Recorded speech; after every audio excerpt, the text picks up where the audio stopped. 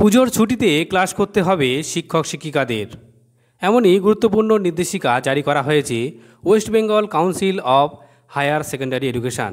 এ নিয়ে আজকে একটি গুরুত্বপূর্ণ বিজ্ঞপ্তি জারি করা হয়েছে। সেখানে কি বলা হয়েছে চলুন বন্ধুরা দেখে নেওয়া যাক।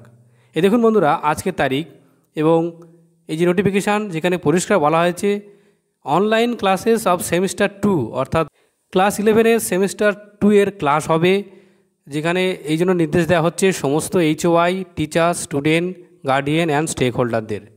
কী বলা হচ্ছে, অনলাইন ক্লাসেস হবে, যেটা কিন্তু 21/10/2024 থেকে 30/10/2024 পর্যন্ত এই তারিখে অনলাইন ক্লাস নেওয়া যেতে পারে।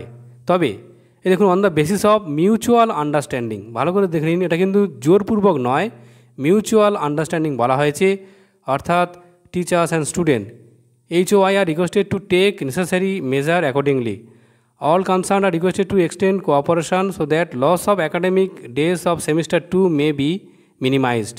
অর্থাৎ বলা হচ্ছে যে যাতে তারা ক্লাস পায় এবং তাদের সিলেবাস কমপ্লিট হয়, সেই জন্য কিন্তু এই নোটিফিকেশান দেওয়া হয়েছে।